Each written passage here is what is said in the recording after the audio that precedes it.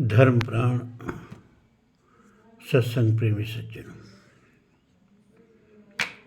एक स्वस्तिवाचन का मंत्र ले रहे हैं। तन्नो वातो मयो भू। ये स्वस्तिवाचन का जो मिश्रा जी ने हमें लिस्ट दी है 10 मंत्रों का, उसका ये चौथा मंत्र है। तन्नो वातो मयो भू वात भेषजम तन्माता पृथ्वी तत्पिता द्यो तत्ग्रामाण सोमसुतो मयो भुवस्तदश्विना श्रुतं धिष्णया इवम्। अर्थ देखें इसका। तत् नो माने न माने हमें, तत् माने वो, कौन वो? वातो मयो भूः वात भेषजम तन्माता पृथ्वी तत्पिता द्यो। वातो माने वायु देवता, मयोहु मतलब सुखप्रद कल्याणकारी, मय से माया, और माया में तो सुख है ना। सुख नाम की चीज़ जो है वो माया में ही है, सुख भी है दुख भी है। तो मयोभु माने जो हमें मायिक सुख प्रदान करें, स्वास्थ्य प्रदान करें, धन प्रदान करें, पुत्र पौत्र प्रदान करें, ये स्वस्तिवाचन किया जा रहा है। तन्नो वातो मयोभु वात भेषजम, और हमें सुखप्रद औषधियाँ प्रदान करें। सुखप्रद औषधि, यहाँ औषधि का मतलब खाली मेडिसिन न समझें आप, हर वह चीज़ प्रदान करें जिससे हमारे जीवन में सुख हो। और माता पृथ्वी कह रहे तन माता पृथ्वी तत्पिता द्यो। वेदों में बार बार हमारे पृथ्वी को माता कहा गया है। माता भूमि पुत्रो अहम पृथिव्या। इसी तरह पृथ्वी को माता, देव अस्तु पिता, और देव को पिता, देवलोक को पिता कहा, पृथ्वी को माता कहा।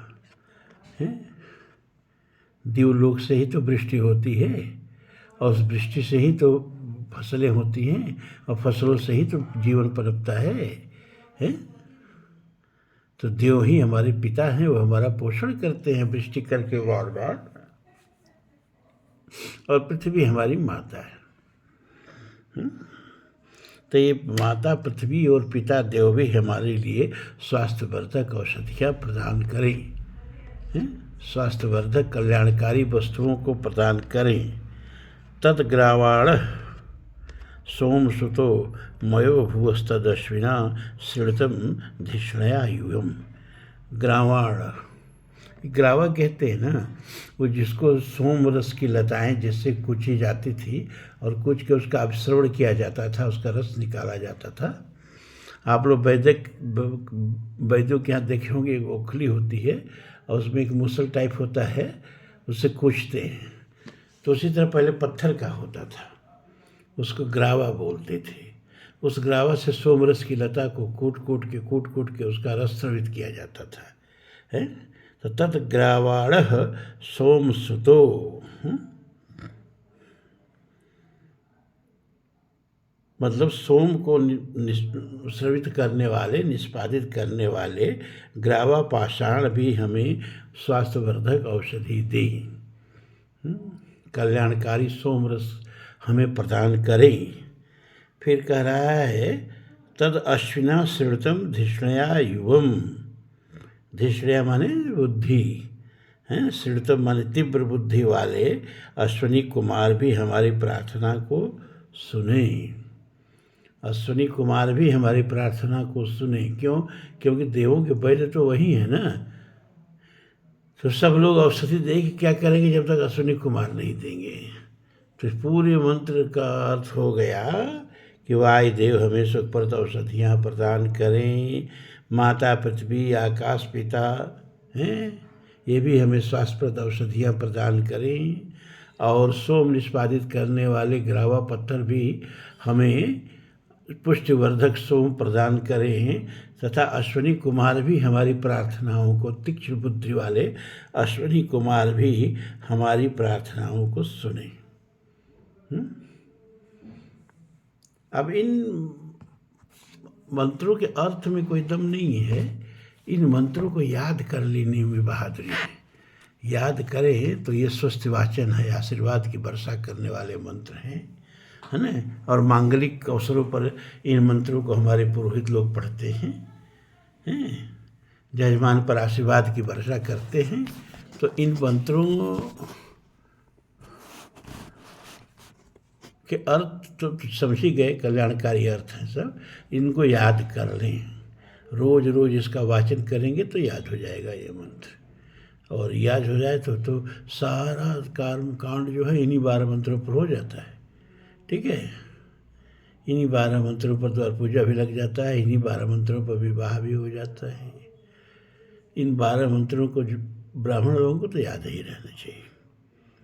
अब आइए अध्यात्म विद्या में।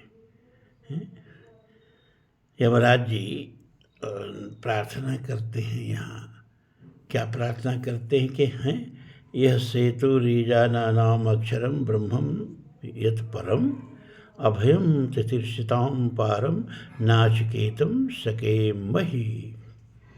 यह माने जो सेतु ईजानानाम अक्षरम ब्रह्म यत् परम अभयम तितिर्षिताम पारम नाचिकेतम सकेमहि। यह माने जो है ना, ईजानानाम, इस जो विसर्ग है वो र में बदल जाता है। अब पद विच्छेद करेंगे तो र हट जाएगा, तो सेतु ईजानानाम का हो जाएगा सेतु ईजानानाम। ईजानानाम माने यज्ञ करने वालों के लिए। यह माने जो, सेत माने इस दुख समुद्र को पार करने के लिए पुल की तरह। तुलसी का एक दोहा है ना कि अति अपार जे सरित बर जो नृप सेतु कराहि तो पिपील को परम लघु बिनु श्रम पार ही जाए। अति अपार जे सरित बर, अब गंगा जी हैं और उस पर पुल बन गया, ठीक है ना। अब बाढ़ में गंगा जी भरी हुई है, नाव चलाने के लिए प्रशासन ने मना कर दिया है, लेकिन एक छोटी सी चींटी पुल के इस पार से पुल पर चढ़ती है और उफनती हुई गंगा को आराम से पार कर जाती है। इसी तरह से इस भवसरिता को पार करने के लिए, इस बैतरणी को पार करने के लिए, इस कर्म की नदी को पार करने के लिए जो पुल की तरह है वह कौन? नाचिकेता अग्नि, त्रिनाचिकेता अग्नि यानी यज्ञ याग, है ना। और अक्षरम ब्रह्म यत् परम, संसार सागर को पार करने के लिए जो भय रहित पद है, अक्षर माने परमात्मा, उस अविनाशी परम ब्रह्म पुरुषोत्तम को जानने और प्राप्त करने में भी हम समर्थ हों। ये यमराज जी प्रार्थना करते हैं नचिकेता के साथ कि परमात्मा की कृपा के बिना परमात्मा को प्राप्त नहीं किया जा सकता। इस भव सागर को पार करने के लिए, संसार रूपी सरिता को पार करने के लिए तो ये जो नचिकेता अग्नि है, यज्ञ याग की जो चयन की विधियां हैं, यज्ञ याग जो है ये संसार रूपी बैतरणी को पार करने के लिए पुल की तरह है। लेकिन भव समुद्र को पार करने के लिए खाली यज्ञ पर्याप्त नहीं है। वह अक्षर परमात्मा, अविनाशी परमात्मा जब तक कृपा न करे तब तक हम उसको, इस भवसागर को पार नहीं कर सकते। मतलब यज्ञ याग से हमको स्वर्ग तो मिल सकता है, लेकिन यज्ञ याग से हमको परम पद नहीं मिल सकता है। ब्रह्मविद ब्रह्मयो भवति, ब्रह्म को जानने वाला ब्रह्म ही हो जाता है। लेकिन यह यज्ञ याग जो है ये हमको ब्रह्म नहीं बना सकता, ये हमें स्वर्ग दे सकता है। तो ये दोनों की प्रार्थना कर रहे हैं यमराज जी, है ना, कि एक तो हम यज्ञ विद्या के जानकार हो जाएं जिससे हमें बैतरणी नदी को पार करके स्वर्ग जा सकते हैं, और दूसरे इस भवसागर को पार करके परम ब्रह्म परमात्मा में लीन होने के लिए वह परम ब्रह्म परमात्मा की कृपा भी हमें प्राप्त हो, ये प्रार्थना करते हैं। अब आगे का मंत्र देखें। आत्मानं रथिनं विद्धि शरीरं रथमेव तु बुद्धिं तु सारथिं विद्धि मनः प्रग्रहमेव च। कई बार इस मंत्र का अर्थ हम बता चुके हैं आप लोगों को, फिर भी आज बताएंगे। इंद्रियाणि हयानाहुर्विषयांस्तेषु गोचरान् आत्मेन्द्रियं मनोयुक्तं भोक्तत्याहुर्मनीषिणः।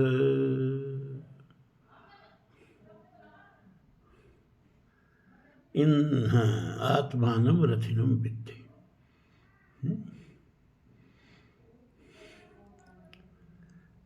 ये जो शरीर है ना, इसको रथ का रूपक दिया गया है कि शरीर क्या है, रथ है। अब रथ में तो एक रथी बैठता है ना, जिसको लेके रथ को कहीं जाना होता है, वो रथ का मालिक रथी होता है। फिर एक रथ पर सारथी होता है, जो रथी के अनुशासन में रह करके रथ को जिधर जिधर चाहता है उधर उधर ले जाता है। फिर सारथी के हाथ में घोड़े को लगाम होती है, और रथ में घोड़े जूते होते हैं। घोड़े जूते हों और उनको लगाम कसी हो, और लगाम सारथी के हाथ में हो, और सारथी जो है, जो रथी बैठा है, उसके अनुशासन में हो।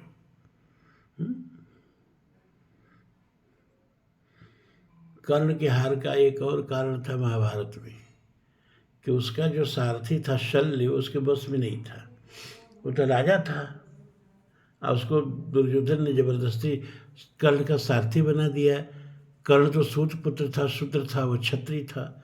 तो उसके मन में कई चीज़ें थी कि एक तो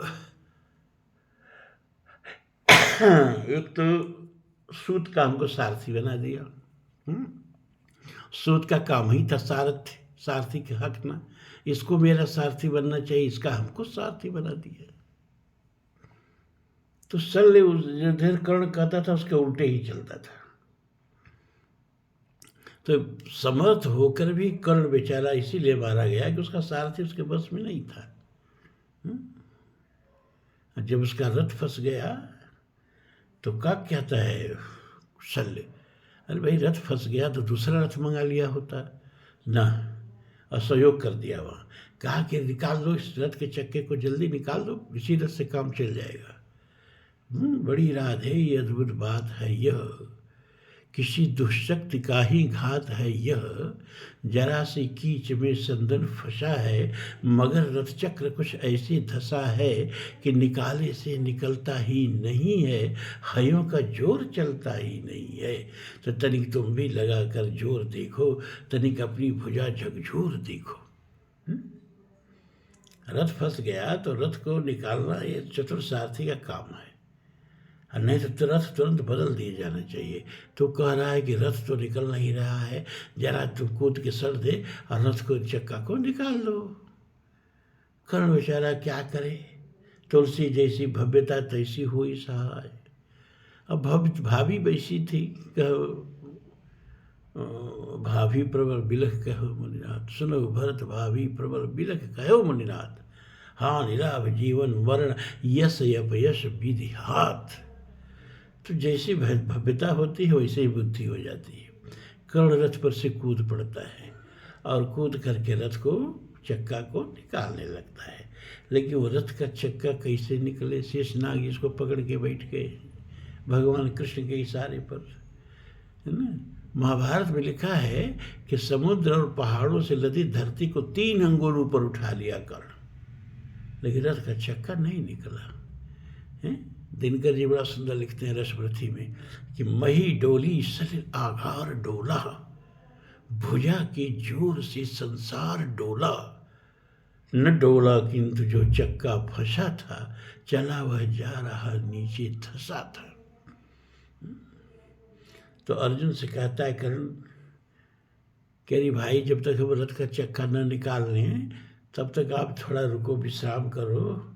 जब रथ का चक्का निकल जाए, हम भी रथारूढ़ हो जाएं, हमारे हाथ में भी शस्त्र आ जाए, तब आप युद्ध करना। तो अर्जुन ने धनुष की डोरी छोड़ दी, ढीली कर दी, और अपना धनुष पर सर टिका के विश्राम करने लगा।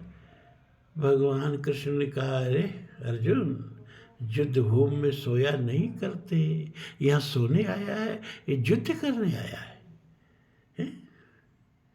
अर्जुन ने कहा लेकिन भगवान कर्ण रथ पर नहीं है और उसके हाथ में शस्त्र भी नहीं है, तो क्या ऐसे समय में उससे युद्ध किया जा सकता है?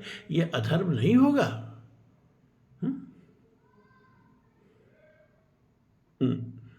विपत में कर्ण को यो ग्रस्त पाके, सरासनहीन अस्त पाके, जगाकर भक्त को भगवान बोले, खड़ा क्या देखता है मौन भोले। शरासंतान बस अवसर यही, घड़ी फिर और मिलने को नहीं। विशिख कोई गले के पार कर दे, अभी ही शत्रु का संहार कर दे। मार सोने आया युद्ध भूमि में। अर्जुन ने कहा भगवान बड़ा अधर्म हो जाएगा। न रोचित किंतु क्या है कर्म होगा है?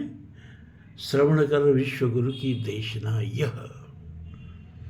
ऐसे तो बहुत लोग जगत गुरु बनते हैं, लेकिन शास्त्रों में एक ही को जगत गुरु कहा गया। किनको? वंदे कृष्णम जगत गुरु। तो श्रवण कर विश्व गुरु की देशना यह, विजय के हेतु आतुर ऐषणा यह।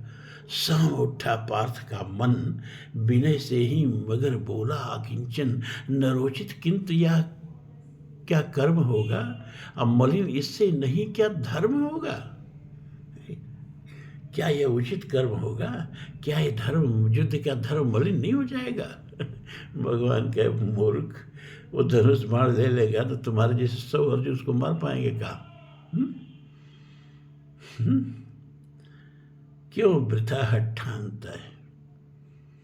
भगवान ने अर्जुन से कहा है क्यों वृथा हठ ठानता है, अभी तो धर्म को क्या जानता है। कहूं जो पाल उसको धर्म है यह, हनन कर शत्रु का सत्कर्म है यह। क्रिया को छोड़ चिंतन में फंसेगा, उलटकर काल तुझको ही ग्रसेगा। तो भला क्यों पार्थ काला हार होता, वृथा क्यों चिंतना का भार ढोता। सभी दायित्व हरि पर डाल करके, मिली जो सृष्टि उसको पाल करके। विशिख संधान में अर्जुन निरत था, खड़ा राधे ये निशंबल विरत था। खड़े निर्वाक सब जन देखते थे, अनोखे धर्म का रण देखते थे। तो सारथी बस में नहीं रहे तो एक कर्ण वाली हालत होती है, जो कर्ण की गति हुई। तो आत्मानम रथिनम विद्धि, आत्मा ही शरीर रूपी रथ का रथी है, और बुद्धि शरीरम रथ, बुद्धि आत्मानम रथिनम विद्धि शरीरम रथमेव तु, और शरीर को रथ समझ। बुद्धिम तु सारथिम विद्धि, और बुद्धि को ही सारथी समझ। मन प्रग्रह में च, और मन को लगाम समझ। एक रूपक बन गया रथ का ना। इंद्रियान हयानाहुर, इंद्रियों को रथ खींचने वाला घोड़ा समझ। हयान माने घोड़ा, आहुर माने कहते हैं। इंद्रियों को रथ खींचने वाले घोड़े कहते हैं। विषयांश तेष गोचरान, और विषय ही इसके मार्ग हैं। आत्मेंद्रिय मनोयुक्तम भोक्ते त्याहुर मनीषिण, और मनीषी लोग कहते हैं कि ये बुद्धि, इंद्रिय और मन, इनसे युक्त इस रथ को ले जाने वाला रथ मालिक सारथी जो है कौन है? जीव है, जीव। अब भाई आप जरा कल्पना करो कि बुद्धि जो है सारथी है, और बुद्धि जो हो डमाडोल हो, स्थिर न हो। बुद्धि को निश्चयात्मक होना चाहिए। मन निश्चयात्मक न हो तो काम चलेगा। मन का स्वभाव ही है संकल्प विकल्प, लेकिन बुद्धि संकल्प विकल्प करे तो उसका तो नाश हो जाएगा। संशयात्मा विनश्यति, जिसकी बुद्धि संशय में हो उसका तो नाश हो जाएगा। तो बुद्धि को निश्चयात्मक होना चाहिए, और बुद्धि को आत्मा के वशीभूत होना चाहिए। जब नाश मनुष्य पर छाता है, पहले विवेक मर जाता है। भगवान गीता में कहते हैं कि मैं जिस पर प्रसन्न होता हूँ उसको अंधन नहीं देता हूँ, बहुत लंबी आयु भी नहीं देता हूँ। तो क्या देते हैं भगवान? अर्जुन पूछता है। तो भगवान कहते हैं ददामि बुद्ध योगम तम, उसको मैं बुद्धि दे देता हूँ, येन माम पयांत ते, जिससे वो मुझको प्राप्त कर ले। महाभारत में कहा गया नहीं देवायष्ट मादाय रक्षन्ति पशुपालवत्, यम तो इच्छित रक्षन्ति बुद्धयम संयोजयन्ति तम। देवता लोग मनुष्य का कल्याण, जैसे विश्ववाचन मंत्रों को हम पढ़ रहे थे ना, तो देवता लोग जैसे कि ढोर हाँकता है ना ग्वाला पशुओं को, तो डंडा लेकर के इधर न जाए उधर न जाए, हैं चरागाह में चरते रहें, किसी की फसल में मुँह न मारें, तो डंडा लेकर के पशुओं को उनकी रक्षा करता रहता है। इस तरह से देवता डंडा लेके किसी का कल्याण नहीं करते हैं, जिसका कल्याण करना चाहते हैं उसे सद्बुद्धि दे देते हैं। तो बुद्धि जो हो सद्बुद्धि वाली हो, और लगाम उसके हाथ में कसी हुई हो, और घोड़े पूर्ण अनुशासित तो प्रशिक्षित हों, हैं, और रास्ता क्या हो? विषयांतेश गोचरान, विषयों के मार्ग से होते हुए ही आत्मकल्याण तक पहुंचना है, परमात्मा तक पहुंचना है। इस बात पर जरा ध्यान दीजिए, वेद क्या कह रहा है? संसार से भागे फिरते हो, भगवान को क्या तुम पाओगे? विषयांतेश गोचरान, इस रथ को लेकर के किस मार्ग से जाना है? विषयों के मार्ग से ही जाना है। ये विषय ही डुबा देते हैं, और ये विषय ही संसार सागर से पार उतार के भगवान से मिला देते हैं। रूप विषय है कि नहीं है? तो क्या करें? नेत्र को फोड़ दें, रूप न देखें? नहीं, साफ साफ हमारे क्या कहा गया है, कि नेत्र से भगवान का दर्शन करो, ये नेत्र ही पार उतार देंगे। लोचन चातक जिन कर राखे, राही दर्श जल दर अभिलाखे, निधर ही सरित सिंधु सर भारी, रूप बिंदु जल हो ही सुखारी, तिनके हृदय सदन रघुनायक, अब बसव बंधु सह रघुनायक। तिनके हृदय सदन सुखदायक। लो, भगवान को हृदय में बैठा दिया, खाली ये नेत्र ने। और नैनन संत दर्श नहीं देखा, तो लोचन मोर पंख कर लेखा।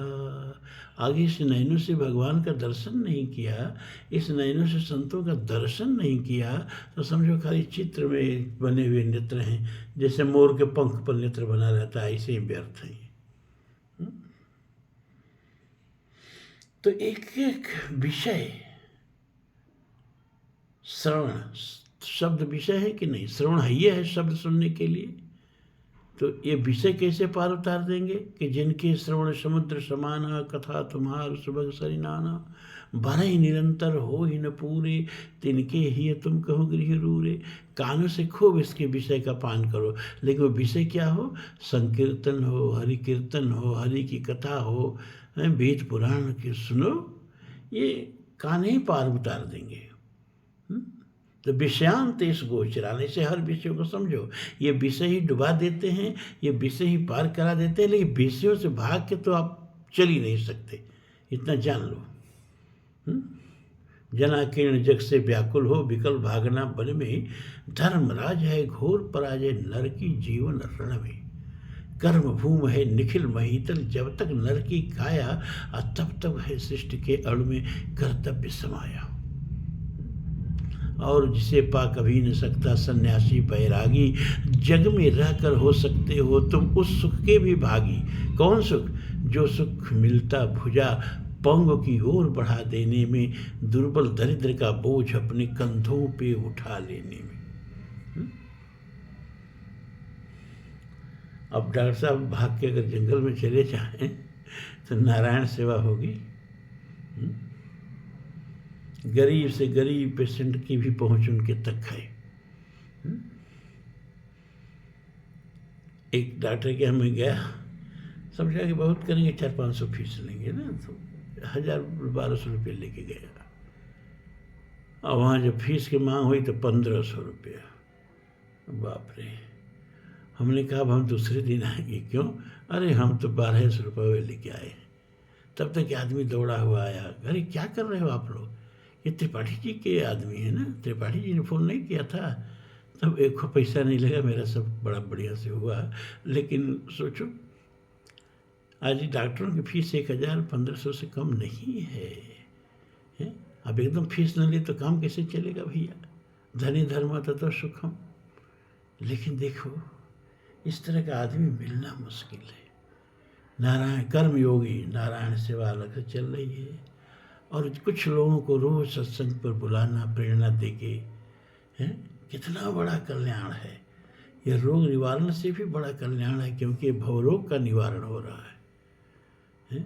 लेकिन अगर जंगल में चले जाएं तो सब कर पाएंगे? अरे असली सेवा कर्म कर्म है, कर्म कर्म ही पूजा है।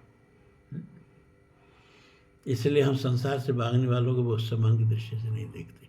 हमारे दृष्टि में गृहस्थ संत ही अच्छे संत होते हैं। तो विषयांतेश गोचरान, विषयों के रास्ते से होते हुए बुद्धि रूपी सारथी को बस में करके और इंद्रिय रूपी घोड़ों को बस में करके, लगाम को कस करके और विषयों के रास्ते से होते हुए हमको इस अपनी मंजिल तक पहुंचना है, परमात्मा तक पहुंचना है, ये मंत्र बता रहा है।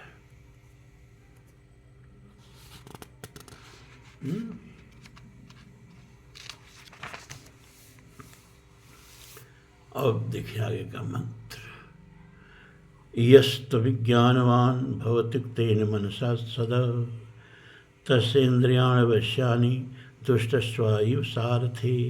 यह तो अविज्ञानवान भवति अयुक्तेन मनसा सदा, जिसकी बुद्धि में विवेक नहीं है, बुद्धि भ्रष्ट हो चुकी है। अविज्ञानवान है, जिसकी बुद्धि में क्या करनी है क्या अकरनी है इसको समझने की क्षमता नहीं है ना? क्यों? क्योंकि संत पुरुषों के साथ बैठा नहीं, सत्संग में कभी बैठा नहीं, शास्त्रों का अध्ययन किया नहीं, तो मनमाना आचरण करता है। यह शास्त्र विद मुत्सृज्य वर्ते कामकार तो न स सिद्धि में वापन होती न सुखम न पराम गति।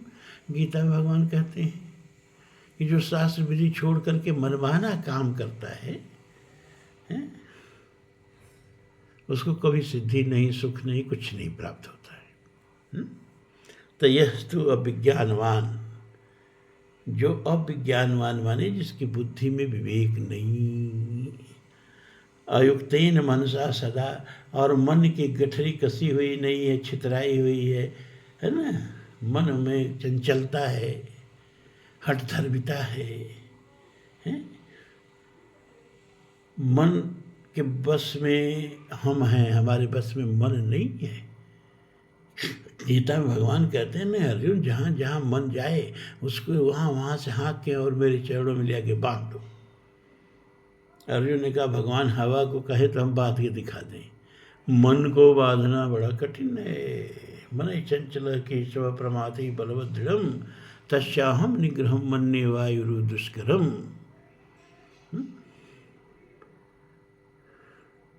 मन बहुत चंचल है, बहुत प्रमथनशील है, बहुत बलवान है।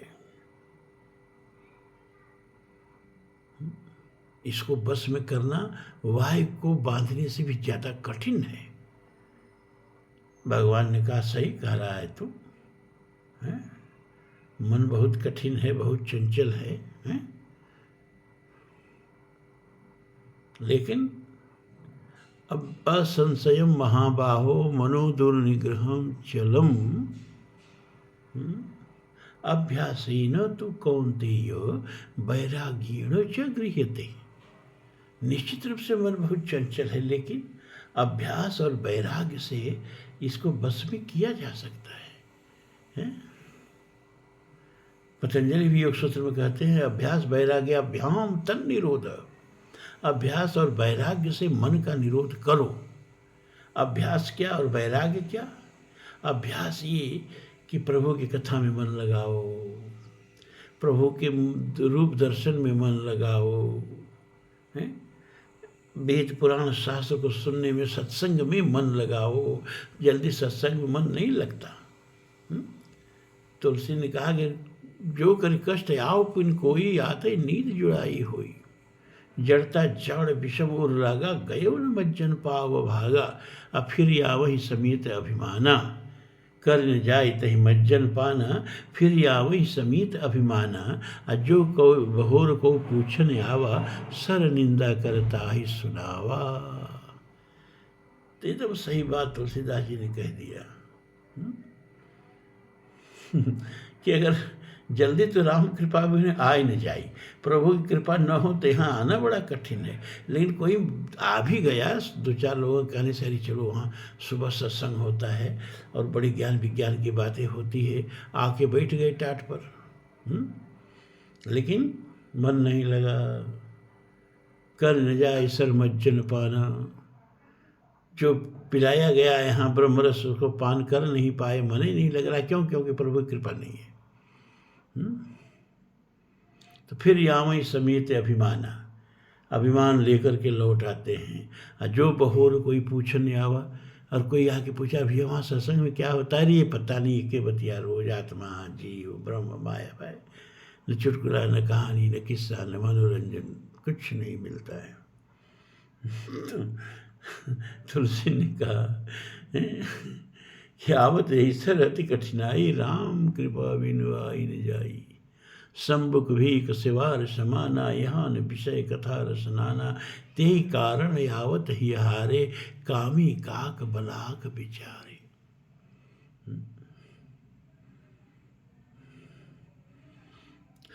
इतना आसान नहीं है। रोज सत्संग में शीतलहरी में भी आके बैठ जाना, ये प्रभु की असीम कृपा है। वो भी उस सत्संग में जहाँ मनोरंजन नाम कोई चीज ही नहीं है। तयस्तु विज्ञानवान भवत अयुक्तेन मनसा सदा, जिसकी बुद्धि में विवेक नहीं, निश्चयात्मिका बुद्धि नहीं है, व्यवसात्मिका बुद्धि रेखा कुरुनंदन है। गीता में भगवान कहते हैं कि संकल्प वाली बुद्धि बहुत कम लोगों को मिलती है। संकल्प कर लिया किसी जीवन में आत्मबोध करना है, तो अब मन में जब संकल्प हो गया तो उसके अनुसार रास्ते की तलाश भी शुरू हो गई। तो यस्तु अविज्ञानवान भवत अयुक्तेन मनसा सदा, जिसका मन अबधा हुआ नहीं है, छितराया हुआ है, तस्य इंद्रियाण अवश्यानि, उसकी इंद्रियां कभी उसके बस में रहती नहीं है। कैसे? दुष्टस्वायु सारथे, दुष्ट अश्व, जैसे दुष्ट घोड़े हों, जंगली घोड़े हों और रथ में जोत दिया गया हो तो रथ भी टूट जाएगा, सारथी भी बेचारा उलट जाएगा, रथी भी खंदक में गिर जाएगा। तो इंद्रियां जिसकी बस में नहीं हो, दुष्ट घोड़ों की तरह हो, उसके जीवन रथ को तो गड्ढक में गिरना ही है, पतन में गिरना ही है। तो करना क्या है?